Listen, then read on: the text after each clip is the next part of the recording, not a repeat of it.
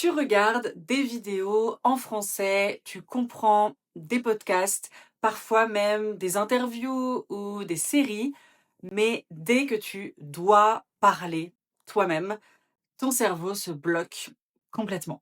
Et honnêtement, c'est normal parce que comprendre une langue et parler cette langue, ça demande un entraînement vraiment très différent. Et c'est exactement pour ça que pratiquer avec de vraies personnes dans la vraie vie est si important. Personnellement, si je devais apprendre une nouvelle langue aujourd'hui, je me concentrerais immédiatement sur la conversation avec des natifs. Il faut parler tout de suite. Il ne faut pas attendre d'avoir un niveau B1, B2 ou plus pour parler français. C'est super d'entendre, de comprendre, d'écouter du français, mais il faut parler. Même des petites phrases avec 3, 4 mots, il ne faut pas attendre d'avoir un bon niveau en grammaire, etc. pour parler. Et c'est exactement là qu'Italki, le partenaire de cette vidéo, intervient. Italki, c'est une plateforme d'apprentissage des langues en ligne que j'utilise depuis des années. J'ai même enseigné aussi sur Italki.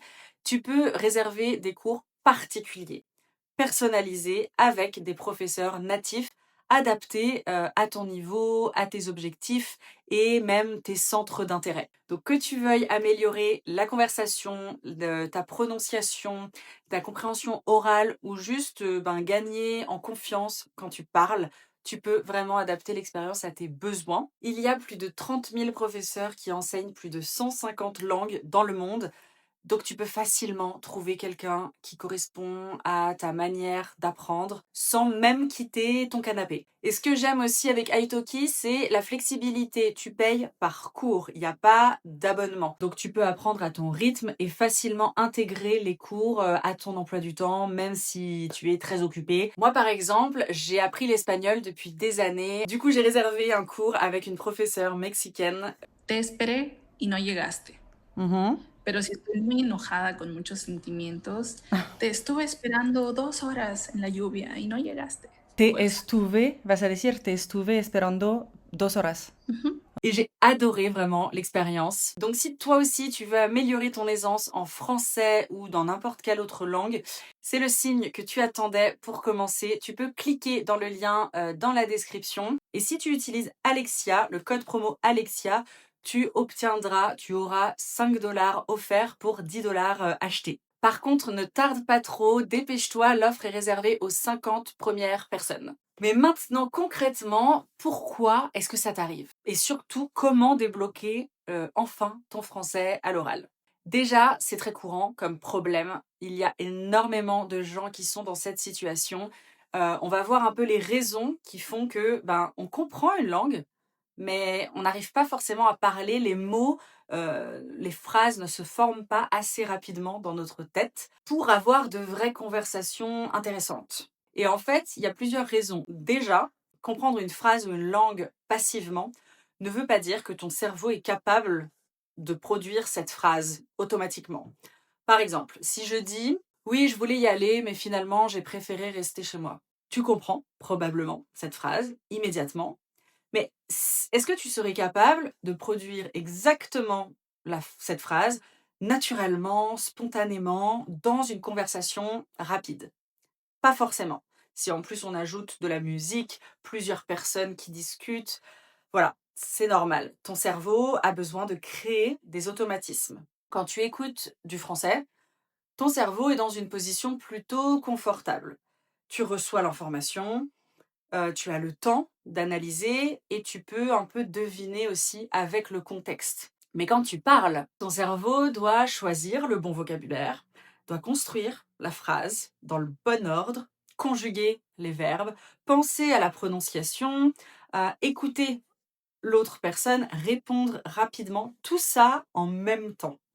Donc forcément, au début, ça demande énormément d'énergie mentale et c'est beaucoup plus difficile que d'écouter. Et le problème, comme je disais en introduction, c'est qu'il y a beaucoup de personnes qui restent dans une phase passive pendant trop longtemps. Ils regardent beaucoup de contenu, ils apprennent du vocabulaire, ils font de la grammaire, de la conjugaison, mais ils ne parlent presque pas. Il est très important primordial de parler, parler, parler, tout de suite. Pas quand on a un niveau B2, B1, même A2. Dès qu'on apprend un mot, on essaye de faire une phrase en contexte. Par exemple, on vient d'apprendre le mot primordial. Primordial, ça veut dire essentiel. C'est essentiel, c'est primordial, très important. On va le dire à voix haute et on va faire une phrase.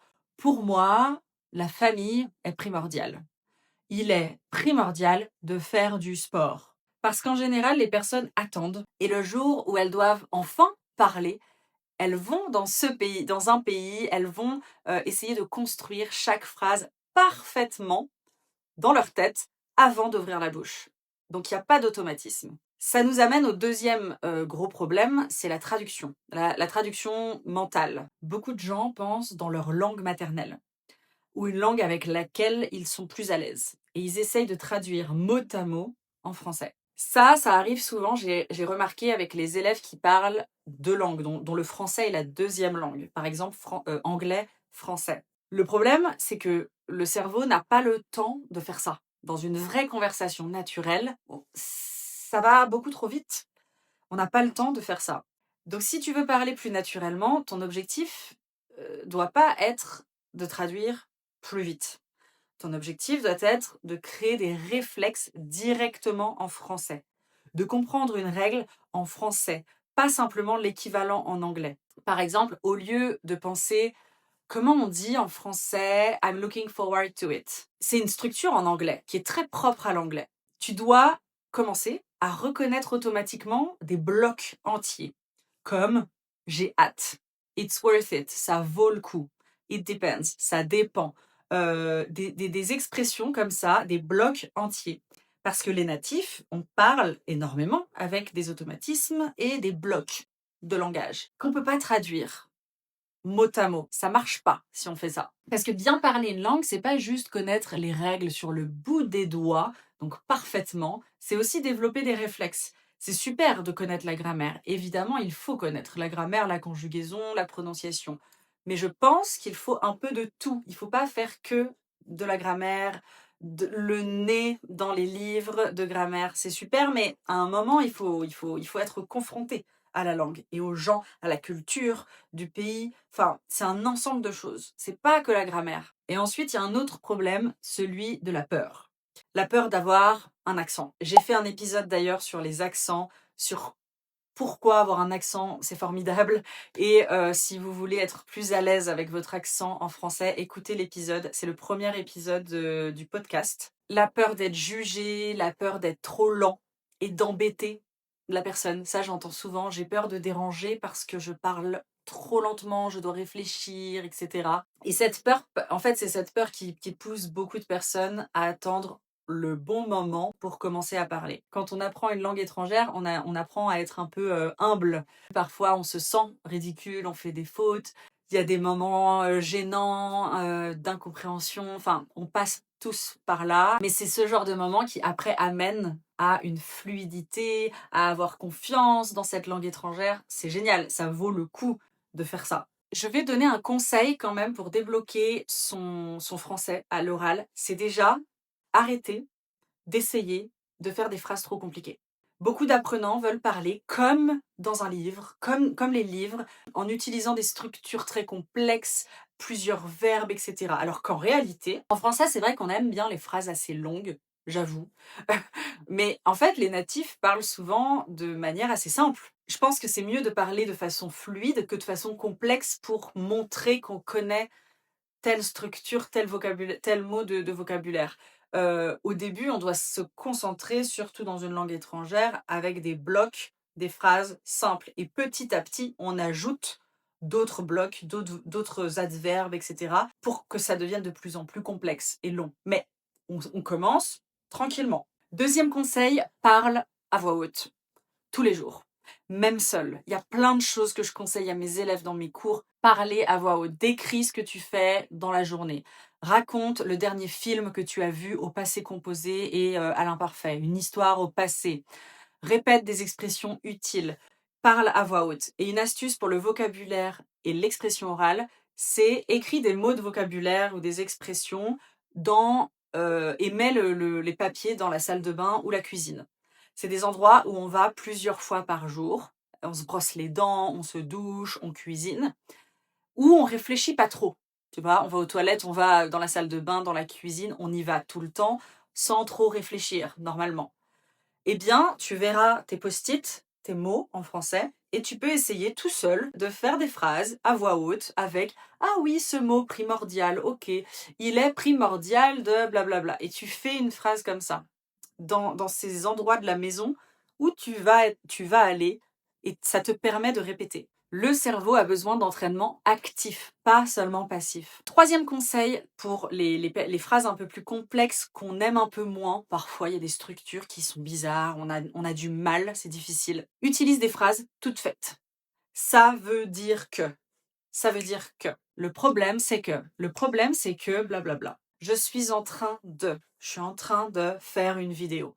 Je suis en train de travailler. Et on répète et on répète. I realize, je me rends compte que, ça c'est des choses qu'on demande souvent parce que c'est totalement différent de l'anglais. On se souvient du bloc, de la phrase. Je me rends compte que, et on continue. Je me rends compte que, je me rends compte que. On fait des raccourcis mentaux et ça nous met à l'aise parce on se souvient, on ne sait plus pourquoi c'est un verbe pronominal et blablabla. On ne sait plus ça, mais on n'a pas besoin de l'explication. On est sûr que c'est comme ça qu'on dit.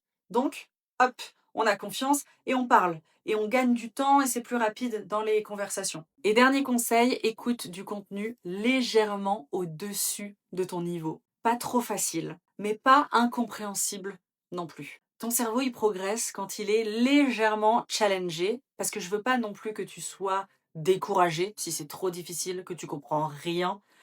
C'est pas le but, mais légèrement au-dessus de ton niveau. Et n'oubliez pas le lien dans la description et le code promo Alexia pour tester italki. Vous pouvez réserver votre cours et parler français avec un ou une prof. Dès que vous avez un moment, je vous conseille de tester vraiment. Je l'utilise depuis des années. Il y a toutes les langues, il y a des profs de plein de pays différents, avec plein de méthodes. Donc je pense que vous trouverez votre bonheur. Je vous retrouve très vite pour un prochain épisode. Bisous!